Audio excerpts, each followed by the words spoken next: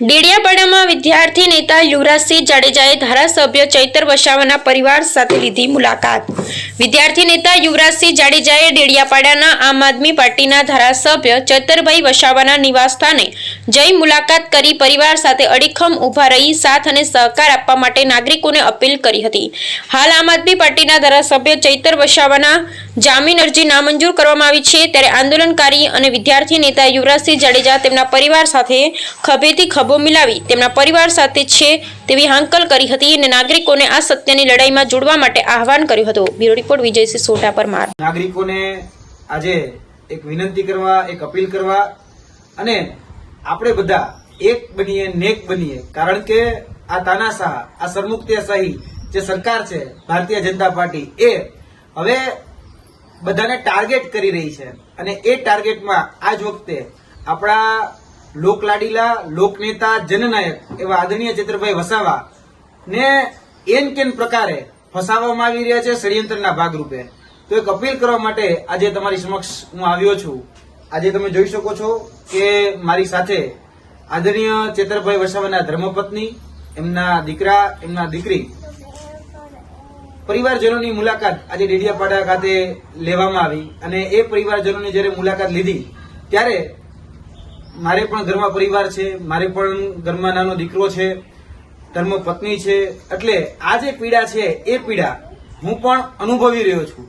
કેમ કે જ્યારે ઘરનો એક મોભી વ્યક્તિ ઘરમાં ન હોય અને જે પરિસ્થિતિનું જે નિર્માણ થતું હોય છે એ આજે મને પણ ફીલ થઈ રહ્યું છે। એટલે ગુજરાત સરકારના 162 જે નેતાઓ જે છે અથવા તો ભારતીય જનતા પાર્ટીના તમામ જે નેતાઓ જે છે એને કદાચ આ અનુભવ કેમ નથી થતો એ સમજાતું નથી, કારણ કે આ ભ્રષ્ટ ભાજપનું જે તંત્ર અત્યારે જે રીતે લોકોને ટાર્ગેટ કરી રહ્યું છે, લોકોને ષડયંત્ર અને કાવતરના ભાગરૂપે ક્યાંક ને ક્યાંક ફસાવી રહ્યું છે, તેને કારણે આજે એક પરિવાર એની પીડા એ અનુભવી રહ્યો છે। કારણ કે આજે ઘણા બધા એવા કાર્યો હોય છે, ઘણા બધા એવા કામ હોય છે જે અટકી પડ્યા છે। આદરણીય ચૈતરભાઈ વસાવા મારા પરમ મિત્ર છે અને આદરણીય ચૈતરભાઈ વસાવાના પરિવારમાં પણ ઘણા બધા કામ અટકી પડ્યા છે। તેની સાથે સાથે પરિવારની જવાબદારી હોય એ જ રીતે ડેડિયાપાડાની જવાબદારી પણ એમની પાસે છે, કારણ કે એક ધારાસભ્ય છે, જનપ્રતિનિધિ છે, જન નેતા છે।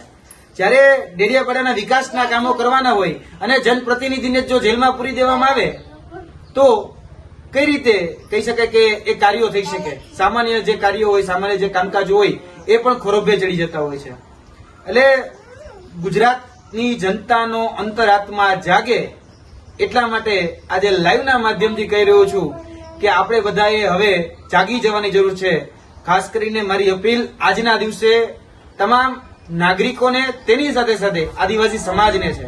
તમે કોઈ પણ પાર્ટીની વિચારધારા સાથે સંકળાયેલા હોય, કોઈ પણ પાર્ટી સાથે, તમે કોંગ્રેસ, ભાજપ, આપ, અપક્ષ, વિપક્ષ, જેની પણ સાથે સંકળાયેલા હોય, તમે એક પરિવાર તરીકે આજે ઘરના મોભી તરીકે વિચારો કે તમારા પરિવારના એક વ્યક્તિને, તમારા પરિવારના એક મોભો હોય, એ મોભાને જો તમારાથી દૂર કરી દેવામાં આવે તો શું થાય? આજે પરિસ્થિતિ, આજે આ બહેનો, બાળકો એ અનુભવી રહ્યા છે અને બાળકો જ્યારે અનુભવી રહ્યા છે ત્યારે એક પિતા નથી, પિતા સાથે વાતચીત કરવી છે તો વિડીયો કોન્ફરન્સના માધ્યમથી વાતચીત કરવી પડે છે। આજે રૂબરૂ મુલાકાત લેવામાં પણ ફાફા ચડી જાય છે, આ હકીકત છે। એટલે આ તાનાશાહી, આ સરમુખત્યારશાહી, આ હિટલરશાહી જે છે એ હિટલરશાહી મહેરબાની કરીને બંધ થાય। કહેવાય છે ભાઈ કે બાકર બચ્ચા લાખ, લાખે બેચારા, પણ સિંહણ બચ્ચો એક અને એકે હજારા, એવો અમારો ચૈતર વસાવા જે આદિવાસી શેર છે, જે જજુમી રહ્યો છે એકલા હાથે, અને એ જનતાને અપીલ કરી રહ્યું છું, જ્યારે એ ચૈતર વસાવા જ્યારે એકલા હાથે લડી રહ્યા છે એમાં નાજ નથી, એ સિંહ છે, એ હાવત છે, એની ડણક એ વિધાનસભામાં પણ ગુંજે છે, એની ડણકથી 162 થરથર ધ્રુજે છે, એ હકીકત છે। પરંતુ હવે એમના પરિવારને અને ડેડિયાપાડાની જનતાના જે સામાન્ય કામો અટકી પડ્યા છે એના માટે જરૂર છે ચૈતરભાઈ વસાવાની। જોવા જઈએ તો ખૂબ સામાન્ય કેસ છે। એક એક્ટિવિટીની સંકલનની મીટિંગ હોય અને એ સંકલનની મીટિંગમાં નાની એવી બોલાચાલી થાય અને કહી શકાય કે કદાચ વાતાવરણ ઉગ્ર થયું અને ઉગ્રમાં ક્યાંક હુસાતુસીમાં કોઈ ઉપર ક્યાંક આક્ષેપબાજી કે આરોપબાજી થઈ, માની શકીએ છીએ કે બધી જગ્યાએ મીટિંગોમાં આવું નાનું મોટું થતું હોય છે, આમાં પણ થયું।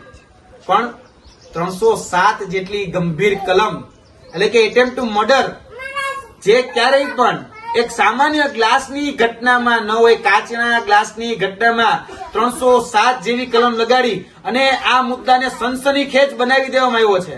સનસનીખેજ એટલે આખા ગુજરાતની અંદર ચકચારી થઈ જાય અને પછી જયારે જામીન લેવા જાય ત્યારે કોર્ટમાં વકીલ એવું કે ભાઈ કે આ સાહેબ બહુ મોટો ચકચારી કેસ છે, આમાં જામીન ન આપો.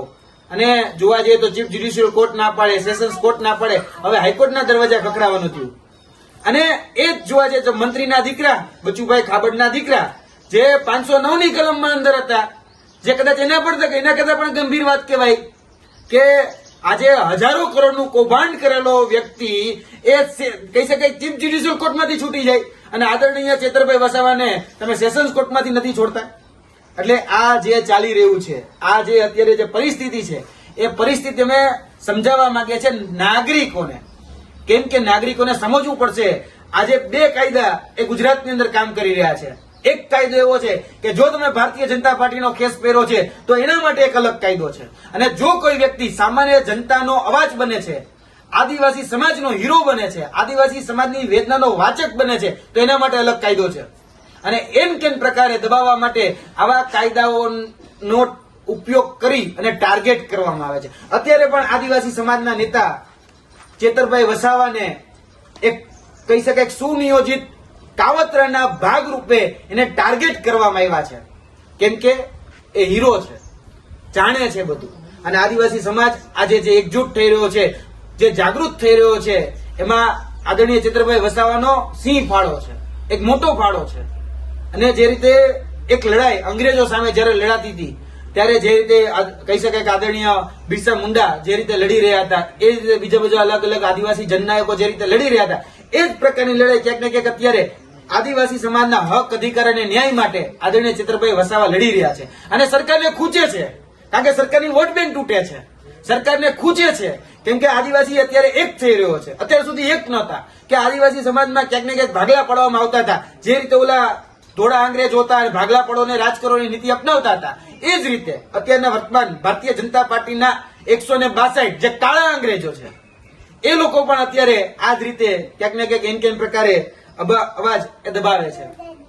તો તમામ આદિવાસી સમાજના તમામ બાળકોને, વડીલોને, યુવાનોને હું અપીલ કરું છું, તમામ ધર્મ, જાતિ, જ્ઞાતિ, ધર્મના લોકોને હું અપીલ કરું છું, તમામ ભારતીય કહી શકાય કે આપણે બંધારણ અંતર્ગત ચાલવા માંગીએ છીએ તો બંધારણ અંતર્ગત આપણે